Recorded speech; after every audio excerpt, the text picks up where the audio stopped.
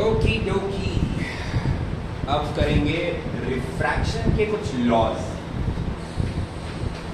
बहुत इंपॉर्टेंट है इस चीज के अंदर। मैं तुम्हें कुछ ऐसा कॉन्सेप्ट इंट्रोड्यूस करवाने वाला हूँ जो माथा खराब कर देगा तुम्हारा। ट्रिगो हो गई तुम्हारी? ट्रिगो मेजॉरिटी बच्चों की हो गई। तो साइन थीटा कॉस थीटा तो पता है ना क्या होगा। लॉज ऑफ रिफ्रैक्शन, ठीक है।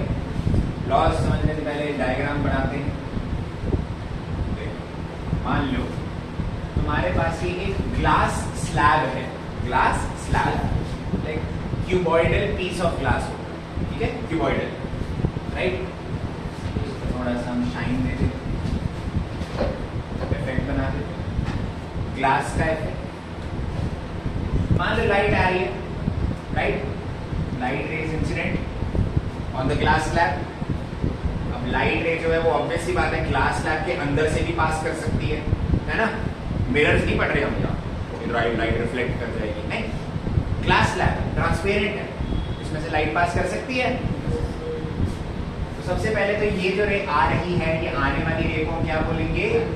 Incident ray. यहाँ तक कोई दिक्कत? इंसिडेंट रे हो गई, पक्का हो ना। क्या सीन था कि इसको जाना तो ऐसे ही चाहिए था जैसे आ रही है, राइट, ऐसे सीधा सीधा सीधा, बिल्कुल। इसको सीधा जाना चाहिए था, वैसा ना, ऐसे आई है बिल्कुल वैसे चली जाए। लेकिन जब ये ग्लास के अंदर आएगी, क्या इसकी स्पीड में चेंज आएगा? यस सर आएगा। आपने अभी बोला कि मीडियम चेंज होगा। अगर मान लो ये वैक्यूम में से ग्लास स्लैब में जा रही है, वैक्यूम या एयर में से, बात एक ही मानते हैं, वैक्यूम एयर को सेम मानते हैं, इस चैप्टर में अलग अलग नहीं मानते। ग्लास होता है, ट्रांसपेरेंट होता है, ग्लास से बनता है, ठीक है। इनके अंदर हॉलो देखो ट्यूब होता है, हॉलो नहीं होता, अंदर क्यूबॉइडल शेप में होता है, वो ग्लास है, शीशा है पूरा का पूरा। हाँ, इंसिडेंट रे आ रही है, यस और नो। इंसिडेंट रे जब ग्लास के अंदर आएगी तो वो एक तरह से उसकी स्पीड में चेंज आएगा लाइट में, ठीक है। इंसिडेंट रे की स्पीड में चेंज आएगा तो वो अपना रास्ता बदल लेगी। ध्यान से देखो, सीधा सीधा जाना चाहिए था लेकिन वो ऐसे बेंड कर जाती है, ऐसे बेंड कर जाती है, वो अपना रास्ता चेंज कर लेती है। लाइट रे ऐसे आ रही थी, राइट, सीधी सीधी जाना चाहिए था उसको, बट ग्लास स्लैब में आते ही लाइट की स्पीड बदल जाएगी, इसलिए वो स्पीड बदलने की वजह से अपना रास्ता भी बदल लेती है, लाइट थोड़ा अंदर की साइड हो जाती है, ठीक है। तो ये रिफ्रैक्शन ऐसे होती है, लाइट ने अपना रास्ता बदलती है। मैं तुम्हें एक ग्रुप में वीडियो भेज दूंगा, रिफ्रैक्शन दिखा रही है वो वीडियो, रिफ्रैक्शन कैसे होती है लेजर लाइट के मदद से। ऐसे ही होता है उसमें कि लाइट रे आ रही है, जब वो एंटर करेगी क्लास स्लैब में, स्पीड में चेंज आएगा तो वो हल्की सी बेंड हो जाएगी, तो लाइट रे विल बेंड। स्पीड में चेंज आ रहा है ना लाइट की, अभी तो पढ़ा। इंसिडेंट रे है, उसमें भी स्पीड की, लेकिन जब वो ग्लास में आ गई तो उसकी स्पीड चेंज हो गई, तो स्पीड चेंज होने की वजह से उसने अपना अपने आप ही रास्ता चेंज कर, ठीक है। सर एक बेंड बाहर भी हो सकती है बट होगी, मतलब सर अभी वो शॉर्टेस्ट पाथ में पड़ेगा, बताऊंगा अभी वो शॉर्टेस्ट पाथ ही देख रही है। शॉर्टेस्ट पाथ देख रही है ना, जो जल्दी से जल्दी बाहर निकलना चाह रही है क्योंकि उसकी स्पीड कम हो रही है। अगर स्पीड बढ़ रही होती है ना लाइट की, तब वो बाहर में अभी नहीं बढ़ रहा, ऊपर ग्लास स्लैब होता नीचे है, ऐसा होगा ना। देखे अब देखो लाइट में बेंड हो गई, अब ये वापस वैक्यूम से हवा में जा रही है, सॉरी ग्लास से हवा में जा रही है वापस, यस और नो, ग्लास से एयर में जा रही है वापस। क्या होगा, ये वाली रे तो रिफ्रैक्टेड रे हो गई, इसका नाम क्या है? रिफ्रैक्टेड रे, ठीक है।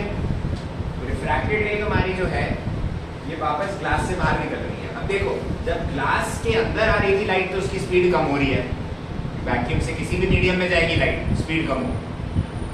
लेकिन अब ग्लास से वैक्यूम में आ रही है वापस बाहर, तो स्पीड में क्या चेंज आएगा? वो स्पीड तेज हो जाएगी, तेज हो जाएगी, वापस अपने नॉर्मल मीडियम में, ओरिजिनल मीडियम में आ रही है लाइट। भाई वैक्यूम में स्पीड ज्यादा थी, ग्लास में कम। अब ग्लास से वापस वैक्यूम में आ जाएगी तो इसकी स्पीड वापस इंक्रीज हो जाएगी, राइट, स्पीड वापस बढ़ रही है, तो लाइट रे एक और बार अपना रास्ता बदलती है, तो लाइट रे ऐसे वे में बाहर निकलते हैं। अंदर आई थी ऐसे, राइट, जाना बिल्कुल ऐसे चाहिए था उसको। जब वो ग्लास स्लैब के अंदर एंटर करती है, ग्लास स्लैब एक ट्रांसपेरेंट ग्लास होता है, क्यूबॉइडल शेप में होता है। तुम्हारे स्कूल में दिखाएंगे तुम्हें ग्लास स्लैब क्या होता है। लाइट को सीधा जाना चाहिए था, बट वो ग्लास स्लैब के अंदर एंटर करी तो वो अपना रास्ता बदल लेगी, क्योंकि लाइट की स्पीड में चेंज आ रहा है, लाइट की स्पीड रिड्यूस हो रही है, उसने अपना रास्ता बदला। अब जब वो ग्लास स्लैब से बाहर निकल रही है, तो ये जो रे है इसको इमर्जेंट रे बोलते हैं। क्या बोलते हैं? इमर्जेंट रे। ये इमर्ज कर रही है बाहर, निकल रही है बाहर रिफ्रैक्शन के बाद, उसको इमर्जेंट रे बोलते हैं। क्या बोलते हैं? आगे समझ सबको पक्का? यहाँ से देख रहे हो इमर्जेंट रे और ये पैरेलल है, ये लाइट एक तरह से लाइट को ऐसे सीधा सीधा जाना चाहिए था, जहाँ ऐसे रही है इमर्जेंट रे, लाइट का रास्ता चेंज हो गया, लाइट का पाथ चेंज हो गया, राइट, रास्ता बदल गया रिफ्रैक्शन की वजह से। यहाँ तक कोई दिक्कत? आगे समझ सबको? अब देखो ये पॉइंट है, इस पॉइंट पे लाइट आ रही है, सरफेस से नॉर्मल ड्रॉ कर देते हैं, ये एंगल वगैरह बनाने होंगे, राइट, नॉर्मल ड्रॉ कर देते हैं। यहाँ तक कोई दिक्कत? नॉर्मल ड्रॉ करते हैं, यहाँ से भी एक नॉर्मल ड्रॉ कर दो, क्या फर्क पड़ा? ठीक है, यहाँ तक कोई दिक्कत? इंसिडेंट रे जो एंगल बनाएगी नॉर्मल के साथ, उसको क्या बोलेंगे? Angle of incidence, right. और रिफ्रैक्टेड रे जो बनाएगी angle of reflection. Refraction, reflection नहीं, रिफ्रैक्शन। अच्छा ये देखो, ये नॉर्मल है, ये भी नॉर्मल है, दोनों 90 डिग्री का एंगल बना रही हैं। ये लाइन दोनों एक दूसरे के पैरेलल होंगी, मतलब ऐसे ही बता रहा हूँ इसका। ये वाला एंगल भी एंगल आ रही होगा, ये वाला भी देखो ना, ये इंटीरियर ऑपोजिट एंगल नहीं लग रहे। देखो ये वाली लाइन है, जेड बन रहा है, पढ़ा था ना पैरेलल लाइन में जो जेड बनता है उसके एंगल इक्वल होते हैं, अल्टरनेट इंटीरियर एंगल्स बोलते हैं, बड़ा ये भी एंगल आ होता है। अच्छा ये इमर्जेंट रे है, बाहर निकल रही है, राइट, तो ये नॉर्मल के साथ जो एंगल बनाएगी उसको एंगल ई बोलते हैं, एंगल ई। एंगल ई होता है एंगल ऑफ इमर्जेंस। यहाँ देखो दिक्कत? आगे सबको समझ क्लियर है? क्लियर है तुम्हारा angle of emergence? Any doubt? तो ये थी अभी पूरी इंफॉर्मेशन। नहीं समझ आया पॉज करो वीडियो, रिवाइंड करो, पूरा वापस देखो, आ जाएगा। यहाँ तक कोई दिक्कत? क्लियर है? क्योंकि वीडियोस जब तुम देखते हो ना, ये होता है दिक्कत यार कि तुम कुछ वीडियोस में देख रहे हो, नई चीज सीख रहे हो, होता है कि कभी कभी वो पहली बार देखने में समझ नहीं आता। ट्राई करो, एक और बार देख लो वीडियो, 2 बार देखो video, I am damn sure तुम्हें बेटर समझ आ जाएगा। 1-2 बार वीडियोस देख ली फिर भी समझ नहीं आ रहा, तब मुझसे आकर पूछो, ठीक है?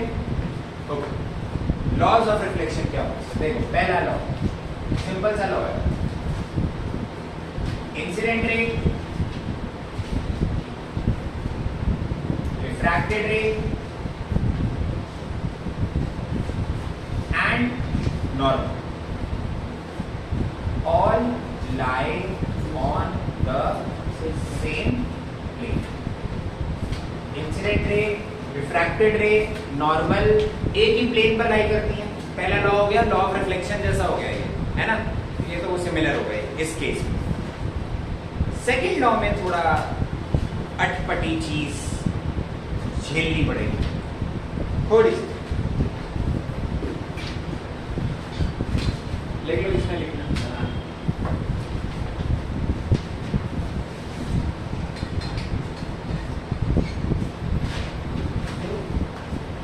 जो डायग्राम में आप लोग देखते हैं सेट बन रहा है, सेट पे वो अल्टरनेट एंगल है, ऑल्टरनेटिव सही किया है। मैंने ऐसे ही बताया था, ये दोनों एंगल इक्वल के होते हैं। वो कई बच्चे कहते हैं क्यों सर, मैंने पहले बता दी। आप कैसे मान ले सर? अरे इमर्जेंट रे अंदर की तो बैठ हो सकती है, क्या अंदर नहीं होगी? इसको निकालना है ना मिरर। मैंने बताया नहीं। इसको मिरर से निकालना है। बाहर नहीं, उसकी स्पीड बढ़ रही है। अरे यार तुम नहीं, बाद में बढ़ाना है। वो एक मीडियम होता है, denser medium, rare medium, rare से डेंसर में जाएगी तो अंदर आएगी, डेंसर से रेयर जाएगी बाहर आएगी, स्पीड में चेंज क्या आएगा बाद में बताना है ना, अभी नहीं बताना, बाद में पढ़ेंगे। क्लास लैब होगा ना, हाँ ओके, ये तो देखो सेकंड लॉ, थोड़ा दिमाग थोड़ा फ्रेश हो गया हो थोड़ा सा। पॉटी जाना है वो अब थोड़ा ध्यान देना, ठीक है? इधर देखो ध्यान। सेकेंड लॉ बोलता है, मैंने बता रहा हूँ क्या बोलता है, जो वो बोलता है the ratio of sine of angle of incidence to the sine of angle of refraction is constant for a given pair of medium, for a given pair of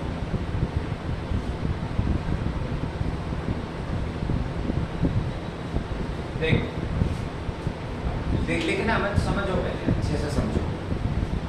क्या है रेशियो ऑफ, रेशियो किस चीज का sir? Ratio किस चीज का?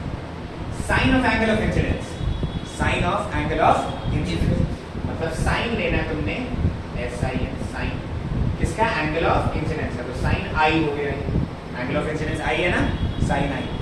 Sine of angle I लिख सकते हैं, बट मैं साइन आई लिखता हूं, देखने में भी अच्छा। रेशियो है उसका 2, ratio of sine of angle of incidence, sine of angle of incidence का रेशियो किसके साथ? Sine of angle of refraction. तो हम साइन ले रहे हैं किसका?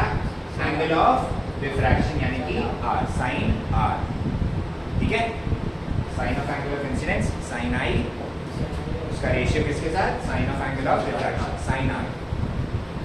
इन दोनों का रेशियो हमेशा इज कांस्टेंट, कांस्टेंट होता है for a given pair of medium, important।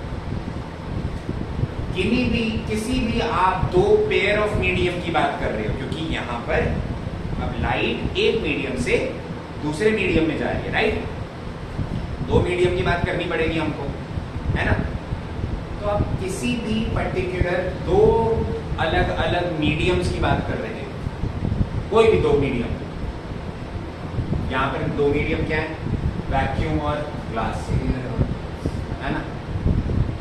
और क्या हो सकता है? ग्लास और पानी हो सकता है, ग्लास में पानी डाल, पानी में ग्लास डाल रही हो। डायमंड हो सकता है, वैक्यूम से डायमंड में जा रही है, केरोसिन से पानी, केरोसिन से हवा, कुछ भी हो सकता है, राइट? किसी भी दो पेयर ऑफ मीडियम के लिए जो तुम्हारा ये sine I upon sine R होगा, sine of angle of incidence sine I divided by sine of angle of refraction sine R. Sine I by sine R constant रहता है, क्या रहता है? कांस्टेंट, कांस्टेंट रहता है। यहाँ तक कोई दिक्कत? वैल्यू मिलती है, कांस्टेंट रहता है। और इस कांस्टेंट को हम बोलते हैं रिफ्रैक्टिव इंडेक्स। क्या बोलते हैं? Refractive index. बहुत दिमाग खराब करता है ये कॉन्सेप्ट रिफ्रैक्टिव इंडेक्स वाला, बट सुनो इंट्रोड्यूस कर देता हूँ थोड़ा सा। कांस्टेंट है, इसको बोलते हैं रिफ्रैक्टिव इंडेक्स। रिफ्रैक्टिव इंडेक्स को लिखने का तरीका देखो, ध्यान से सुनना। यू लिख दो पहले, यू, है ना? यू के पीछे से पूछ निकालो,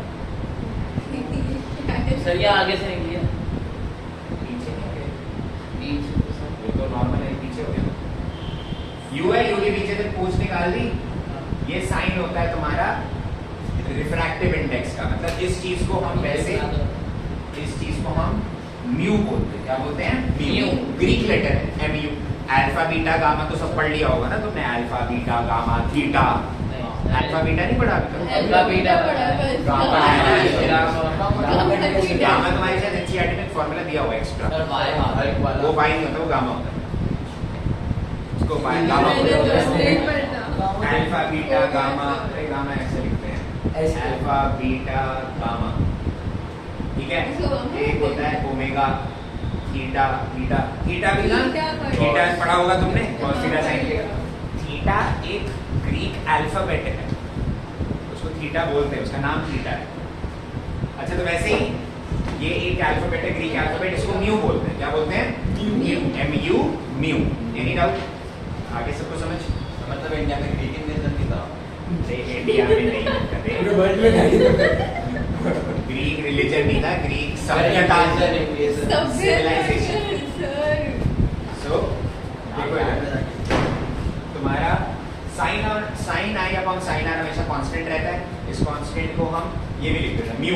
क्या बोलते हैं? म्यू। और mu is refractive index. Mu क्या है? Refractive index. तो सर अगर हम वो पूछ वाली यू की जगह म्यू लिख जैसे दें- थीटा लिखते हो एंगल के लिए डिनोट करते हो, एंगल को थीटा से डिनोट करते हो, राइट? वैसे रिफ्रैक्टिव इंडेक्स को, इस कांस्टेंट को रिफ्रैक्टिव इंडेक्स बोलते हैं। रिफ्रैक्टिव इंडेक्स को आप किससे डिनोट करोगे? म्यू। किससे? म्यू। आगे समझ सकते हो? क्लियर है? रिफ्रैक्टिव इंडेक्स जिससे डिनोट होगा म्यू। Any doubt? आगे सबको समझ क्लियर है? पक्का? ये तो क्या तुम्हारा बेसिक साइन है, कौन साइन है कांस्टेंट होता है जिसको हम बोलते हैं रिफ्रैक्टिव इंडेक्स। रिफ्रैक्टिव इंडेक्स क्या होता है, क्या बताता है, एटसेट्रा एटसेट्रा, अभी नहीं पढ़ेंगे, आराम से पढ़ेंगे। बट ये बेसिक चीज है, ये सारे लॉज ऑफ रिफ्रैक्शन अच्छे से पढ़ लो। यहाँ तक कोई दिक्कत? आगे सबको समझ? पक्का? सर फर्स्ट ये था इंसिडेंट रे, रिफ्रैक्टेड रे और नॉर्मल सेम प्लेन पर लाइट करते हैं। मतलब प्लेन पता है क्या होता है? सर इमरजेंसी सरफेस हो गया फेस। वो नहीं एक ही प्लेन पे सॉरी कैसे कोई ये ना करे। एक ही सरफेस पे, मतलब लाइट अगर ऐसे आ रही है तो वो इधर इसी सरफेस पे रिफ्रैक्ट करेगी, बाहर नहीं आ जाएगी। ठीक है, सरफेस सेम रहेगी उसकी। यहाँ तक कोई दिक्कत? सर इमरजेंट रे भी तो इसमें आना चाहिए। हाँ इमरजेंट रे भी लिख सकते हैं। अच्छा एक एक्स्ट्रा पॉइंट, एक्स्ट्रा सुनो, इंसिडेंट रे और इमरजेंट रे होती है ना, इन दोनों का जो एंगल है, एंगल आई और एंगल ई इक्वल होते हैं। एंगल ऑफ इंसिडेंस और एंगल ऑफ इमरजेंस जो होते हैं वो एक दूसरे से इक्वल होते हैं। ठीक है, कोई भी बावड़े बनकर ये मत बोलना सर जैसे रिफ्लेक्शन के अंदर तुम्हारा एंगल ऑफ रिफ्लेक्शन और एंगल ऑफ इंसिडेंस इक्वल होते थे, तो क्या एंगल आई और एंगल आर इक्वल होंगे? अबे गधो देखो, देखने में लग रहा है इक्वल है, एंगल आई एंगल आर, ये एंगल आई ये एंगल आर, लग रहा है देखने में? Angle I angle R equal नहीं है। हाँ, उन दोनों के साइन का रेशियो कांस्टेंट रहेगा। इसका मतलब क्या है? अरे बेटा नेक्स्ट क्लास में पढ़ेंगे। यहाँ तक कोई दिक्कत? आगे सबको समझ? Welcome to the introduction. This was the introduction of refraction. अब आगे की कुछ क्लासेस में अपना दिमाग खराब करने के लिए तैयार हो, क्योंकि आपके दिमाग की अंडा पुर्जी बनने वाली है। ऐसे ऐसे क्वेश्चन होंगे, बट अब तक का टॉपिक अच्छे से समझ लिया। यहाँ तक कोई दिक्कत? वापस तबियत खराब हो रही है।